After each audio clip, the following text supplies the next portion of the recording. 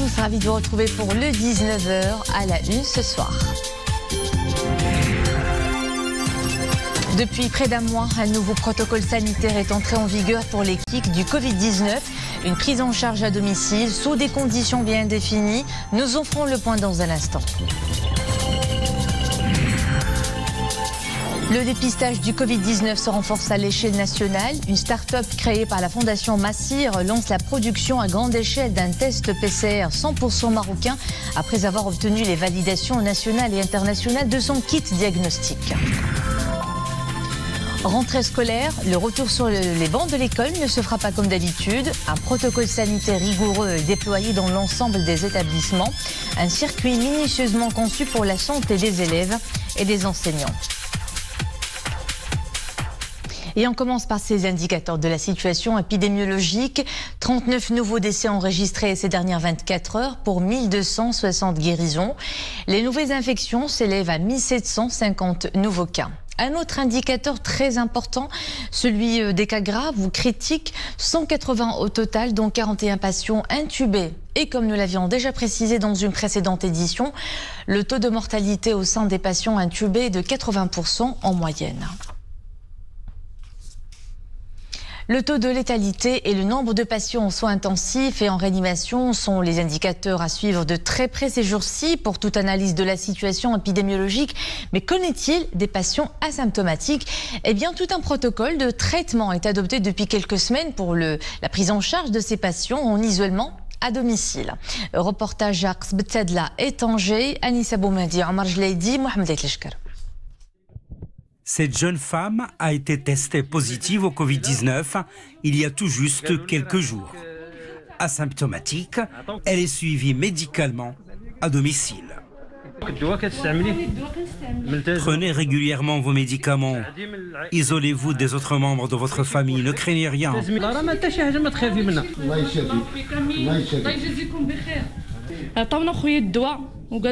Ils m'ont donné des médicaments et m'ont demandé de rester en isolement chez moi pendant 14 jours. Le traitement est prescrit uniquement pour la première semaine. Je mange seul, je vis isolé.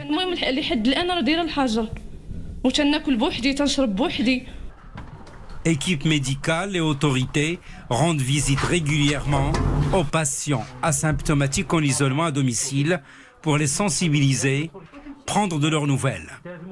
Il leur rappelle également l'interdiction de sortir pour ne pas être des vecteurs de propagation du virus, tout en leur remettant des dizaines de masques pour chaque famille.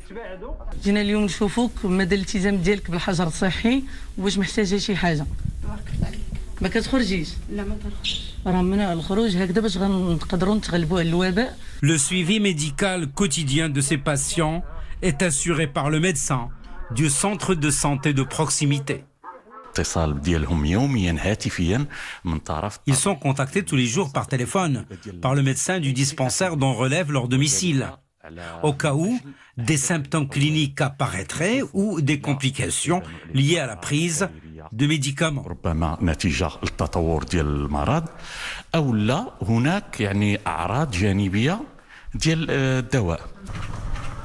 Dans l'un et l'autre cas, le patient est évacué sur une structure hospitalière. Autre élément pris en considération, l'environnement sanitaire du domicile, l'aération des chambres, le nombre de personnes qui partagent le même domicile et si parmi ces personnes il y a ou non des gens à faible immunité. L'un des éléments déterminants dans la lutte contre la propagation du Covid-19, c'est le diagnostic qui permet d'identifier les cas positifs, de les isoler et de les traiter pour casser la chaîne de propagation. Dans ce domaine également, le Maroc est en passe d'assurer son autonomie. Une start-up créée par la Fondation Massir a lancé la production à grande échelle d'un test PCR 100% marocain après avoir obtenu les validations nationales et internationales de son kit diagnostic.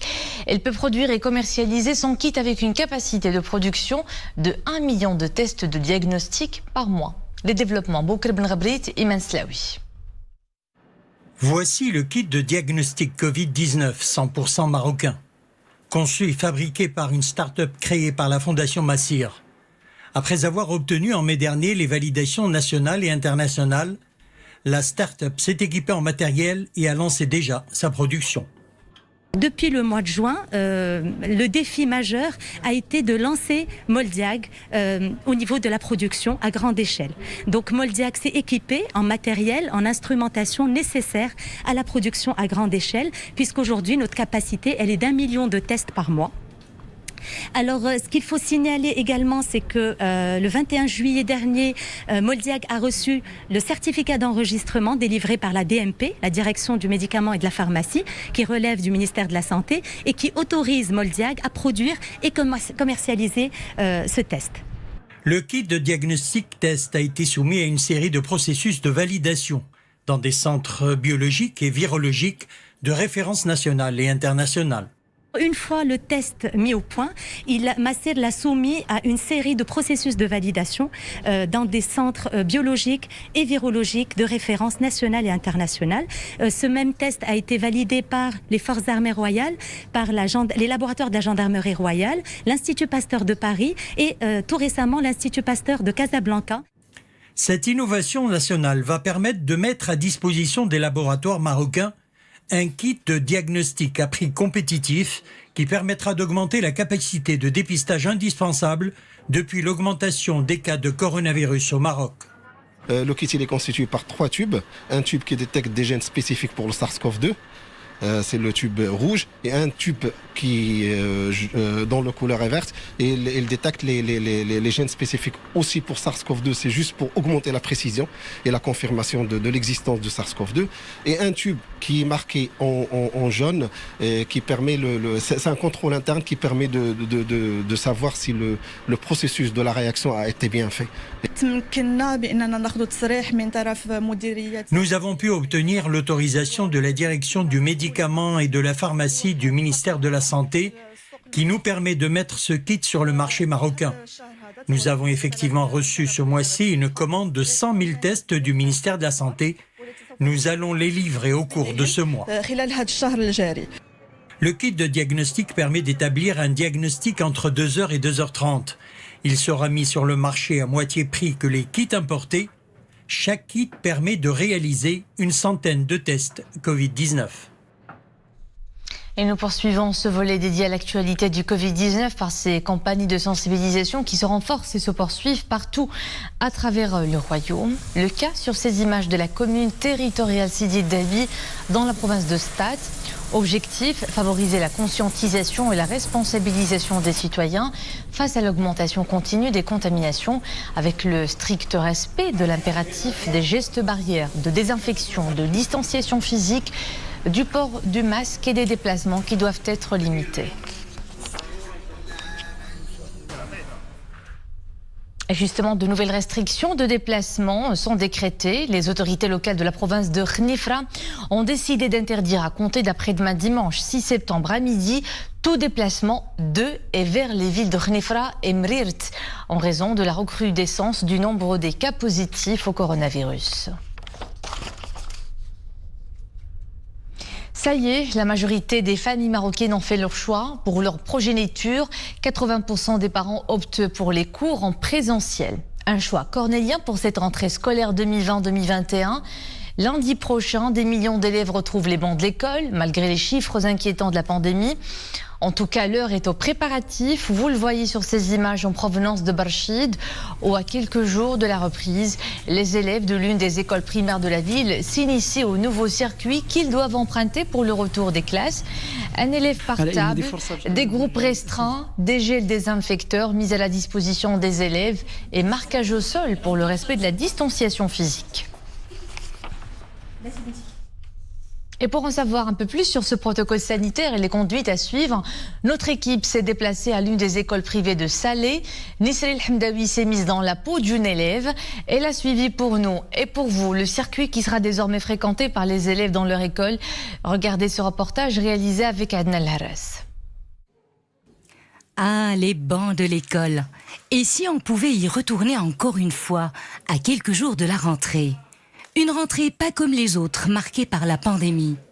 Nous avons emprunté le parcours fléché destiné à l'accueil des enfants dans une école privée à Salé. Tout un protocole sanitaire est de rigueur, depuis le portail d'entrée jusqu'à l'arrivée de l'élève dans sa salle de classe. Une classe désormais aménagée autrement. Le cours aura lieu en nombre d'élèves restreint, 18 au total.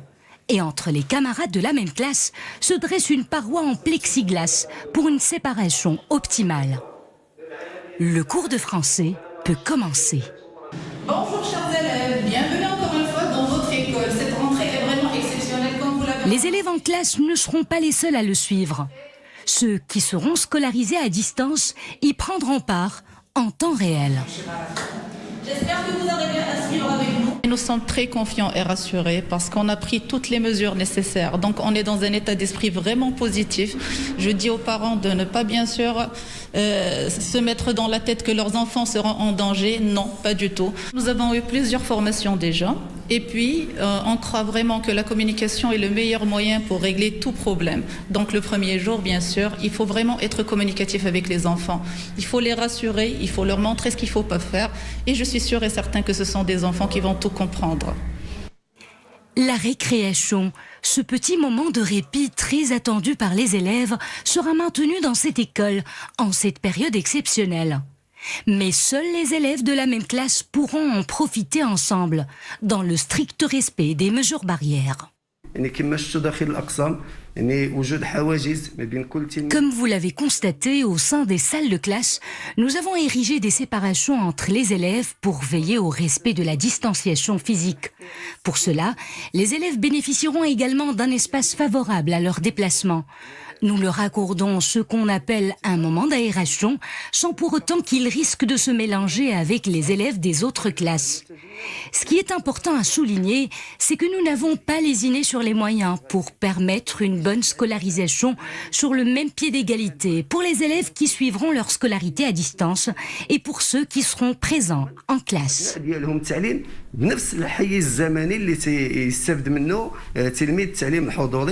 Du côté des parents, une certaine appréhension se lit sur les visages. Mais il semble que chacun essaie de tenir bon à la veille d'une rentrée scolaire, pas comme les autres. Nous sommes comme tous les Marocains, dans un état d'esprit un peu confus. Nous sommes optimistes, mais nous avons aussi la peur au ventre. Nous ne voulons pas sacrifier cette rentrée scolaire à cause du Covid-19. L'établissement nous a donné le choix entre le présentiel et l'école à distance. Moi, j'ai opté pour le présentiel, car les conditions sont réunies au sein de cette école. J'appréhende un peu cette rentrée scolaire, mais en même temps, je veux que mes enfants reprennent le chemin de l'école. L'école à distance a été difficile pour nous à gérer. Nous en avions fait l'expérience. Nous avons beaucoup galéré.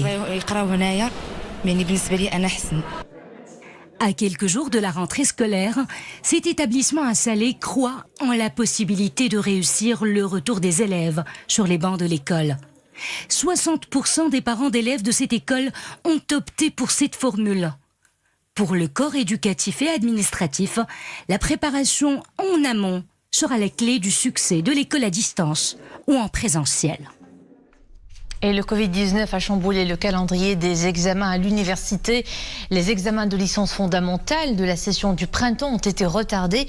Ils ont débuté cette semaine, notamment à la faculté des sciences juridiques, économiques et sociales de Meknès, qui, à l'instar des autres établissements universitaires du Royaume, a veillé à mettre en place l'ensemble des orientations contenues dans le protocole sanitaire instauré par les autorités compétentes. Une batterie de mesures ont été prises pour juguler la propagation de cette pandémie par la création de 7 centres d'examen de proximité à Meknès, El Hajib, Ifrane, Khnefra, Midelt, Rachidia et Tinrir en vue de limiter les déplacements et les risques sanitaires. Après les examens, les étudiants seront appelés à reprendre les cours au titre de l'année universitaire 2020-2021, dont la rentrée débutera la mi-octobre.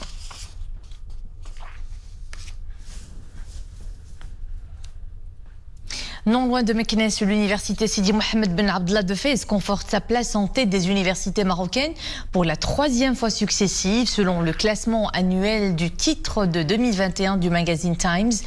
L'université se situe dans la catégorie des meilleurs 800 000 établissements universitaires au monde, suivi des universités Hassan II de Casablanca, Ibn Tufayl de Kenitra, Qadi de Marrakech et Mohammed V de Rabat, toutes classées au-delà de la 1000e position. C'est un rendez-vous cinématographique qui réunit chaque année les aficionados du 7e art. Le Festival international du film de Marrakech n'aura pas lieu cette année en raison de la pandémie du coronavirus. Et c'est la fondation du festival qui l'annonce aujourd'hui. La 19e édition a été prévue initialement en novembre prochain. Une action citoyenne pour la propreté et le rayonnement du quartier Haï Nahda de Youssoufia. Ses habitants se sont volontairement serrés les coudes pour nettoyer leur quartier et leur lait de fleurs. Les plus talentueux se sont consacrés à un travail digne des grands street artistes pour réaliser des fresques de toute beauté au sol. Découverte avec Abdelani Tarawi et Nisreen Austar.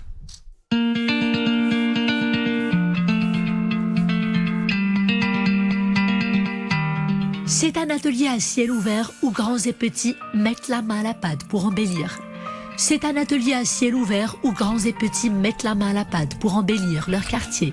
Les tâches sont bien réparties et sont réalisées avec beaucoup d'entrain et de passion. Ces esthètes dans l'âme ont déjà réussi un coup de maître. Une fresque 3D à même le sol. Une guitare géante qui donne l'impression de jaillir de terre pour jouer des partitions fictives au rythme des pas des marcheurs. Une certaine poétique de l'espace est née.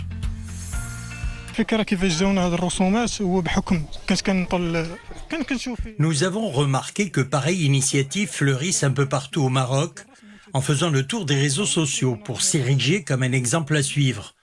On s'est dit pourquoi pas la ville de Youssoufia, on s'en est certes inspiré, mais on a essayé de se distinguer avec une touche personnelle, des matériaux authentiques et des couleurs adaptées à l'espace.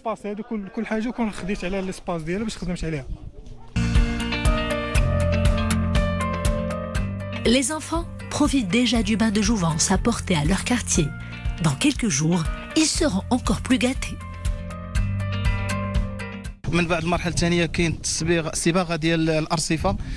La prochaine étape consiste à repeindre les trottoirs avec des couleurs flashy, représentant de grandes icônes du monde de Walt Disney et de séries animées comme Mickey Mouse et Tom et Jerry. L'idée est de joindre l'utile à l'agréable. Nos enfants pourront en profiter pour jouer dans un joli cadre tout en étant à l'abri des accidents de voiture.